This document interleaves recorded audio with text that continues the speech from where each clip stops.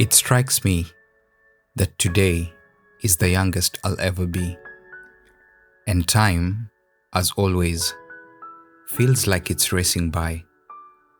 Lately, I've felt an undeniable urge to pause and reflect, to gather the lessons I've learned and put them into words, letters to my younger self.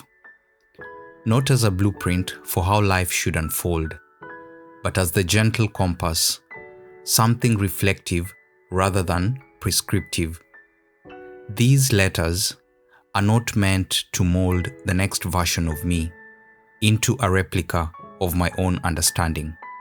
Instead, they are about offering tools, insights, and encouragement that can help shape their own path. Because understanding is personal.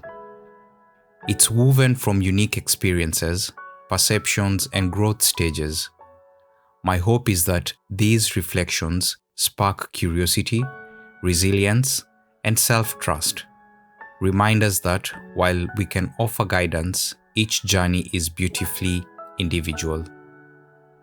I can't help but wonder how many people have walked here before me, considering the vastness and the age of the world.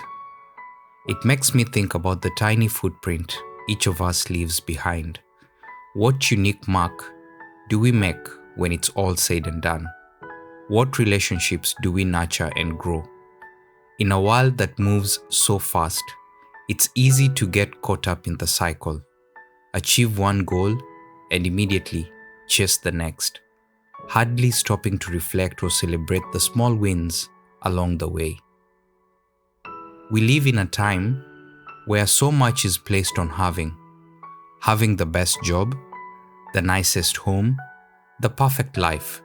But what if we shifted the focus to simply being, choosing to wake up each day and blessing your day, not because of what you possess, but simply because you are. That alone is enough reason to be grateful. I've learned that gratitude is not a passive feeling. It's a conscious choice. Some days, you have to dig deep to find it. But when you do, it changes the lens through which you see everything. A simple cup of tea, a shared smile, or even just a quiet moment to breathe. These are the things we often overlook, but are in truth life's richest offerings. Another thing I've realized is how gratitude softens the edges of hardship. No one goes through this life without struggles, but when you train your mind to look for what is working, even in the midst of challenges, you find a kind of strength you didn't know you had. It doesn't erase the pain, but it gives it purpose. Gratitude deepens your connections with others. When you acknowledge and appreciate people openly, whether it's a loved one, a colleague, or even a stranger, you're not just offering kindness. You're building trust, respect, and warmth that ripples far beyond that moment. These simple acknowledgements have a lasting impact. We often think we'll be grateful when we hit that milestone, when things are perfect, when we feel ready, but life rarely lines up exactly the way we hope. If we wait for perfect conditions to practice gratitude, we risk missing out on years of joy and contentment that are all available right now. It's also about presence. Gratitude anchors you to the present moment. It reminds you that while the future is uncertain, the past is unchangeable. This moment, this breath, is yours to fully experience, and there's always something in it worth appreciating. Walking these paths, I realize how fleeting time is. The seasons shift, people come and go, circumstances change, but one thing you can carry with you through every stage of life is the attitude of gratitude. It becomes a constant companion, grounding you and reminding you of what truly matters. My hope for you is that you learn to pause often, not just in moments of crisis or reflection, but as a daily habit. Pause to look around and see what's good, even if it feels small or ordinary, because in the end, those small, ordinary moments are what make up a rich and meaningful life. And remember, gratitude is a quiet power. It doesn't need grand gestures to be real.